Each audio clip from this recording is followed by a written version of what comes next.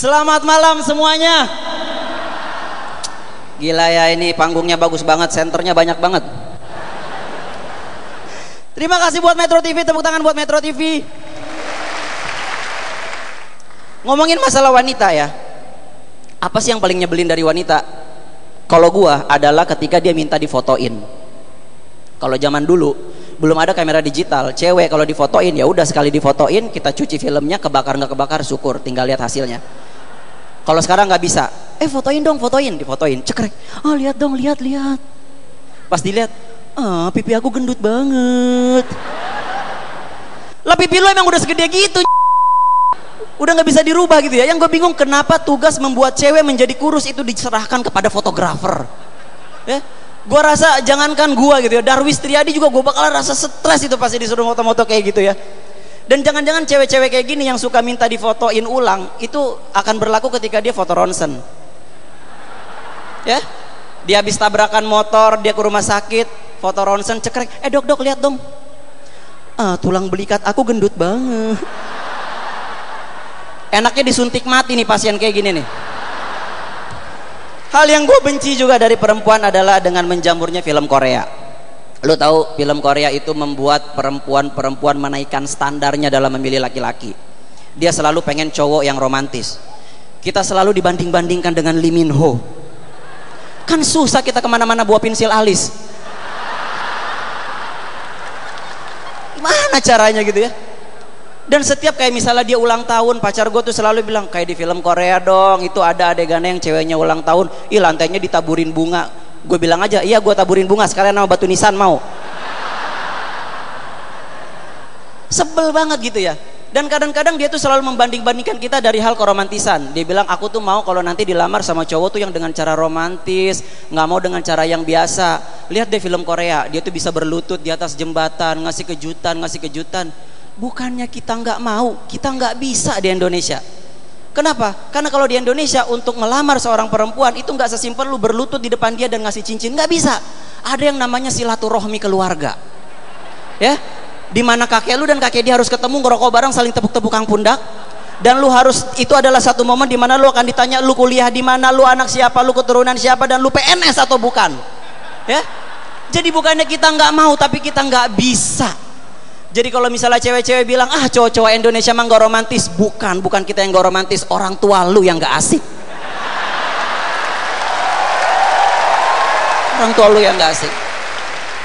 Biar bagaimanapun ya, kita benci sama wanita apa segala macam, tapi tetap aja kita akan menikah.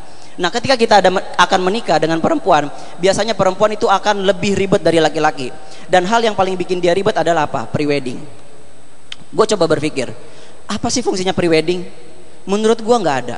Satu-satunya fungsi pre-wedding yang paling masuk akal menurut gua adalah buat bikin sirik mantan lo. Cuman buat nunjukin ke mantan lu, bilang, lihat nih gua bahagia, gua boncengan sama suami gua, nunjuk-nunjuk awan, bahagia. Ya?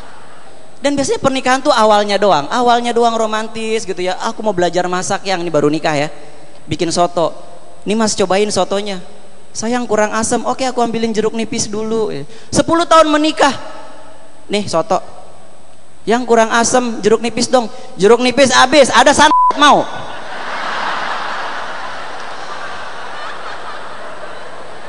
Jadi pesan gua kepada lu adalah, hubungan yang terlalu lama pada akhirnya akan menyakitkan ya. Gua pernah pacaran sama pacar gue itu 5 tahun ya, udah kayak pilkada. Itu dari yang tadinya gue nggak bisa bawa motor, sampai gue ngemis-ngemis sama bokap gue, apa beliin motor dong. Biar apa? Biar gue bisa nganterin dia keliling kampus, ke perpustakaan, beli makan siang, nganterin ke kosan. Akhirnya gue bisa bawa motor. Dari yang gue nggak bisa bawa motor 5 tahun pacaran, sekarang gue turun jembatan lepas tangan merem gue berani. 5 tahun jadi ojek ya.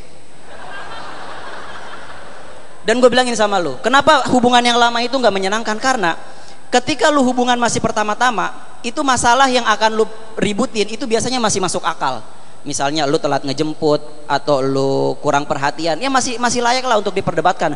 Tapi makin lama hubungan lu, usia hubungan lu, itu masalah-masalah lu akan semakin absurd.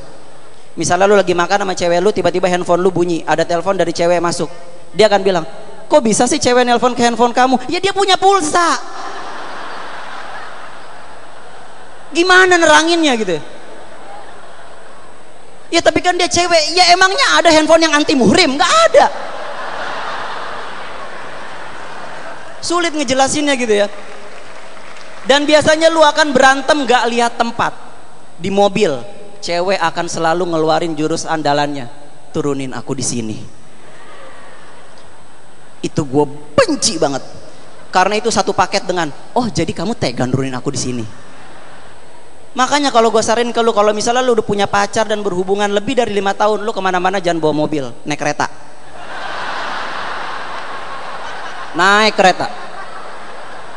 Ketika cewek lu ngambek dan ngeluarin jurus itu, turunin aku di sini, buka gerbongnya, turun lo, turun. Tak diminta turun, karena kereta nggak bakal muter balik. Tapi tadinya gue pikir yang namanya berantem itu paling gak enak di mobil, ternyata salah. Yang paling gak enak adalah berantem di motor. Mungkin lu berpikir kalau misalnya berantem sama cewek lu di motor nggak akan ada yang denger. Salah. Lu nggak mikirin unsur fisika. Ketika lu ngomong, suara lu ke bawah angin, yang di belakang akan dengar dengan jelas. Apalagi kalau orang berantem di motor, itu nggak bisa hadap-hadapan. Jadi dia, kan aku udah bilang. Yang di belakang enak, iya mas, tapi kan tadi aku jelasin, bukan itu. Gitu ya. Pasti kayak gitu ya. Dan semua orang yang ngantri di belakangnya dengar permasalahan lu. Gue pernah di Lebak Bulus, di lampu merah, gue naik motor, di depan gue ada mas-mas sama mbak-mbak berantem. Itu gue denger dari siapa yang selingkuh, nama selingkuhannya, di mana tempat dia ketemu, gue denger semuanya. Dan kebetulan gue searah, gue ikutin sampai Ciputat. Sampai Ciputat gue sampai punya solusinya. Oke, selamat malam, gue Aco.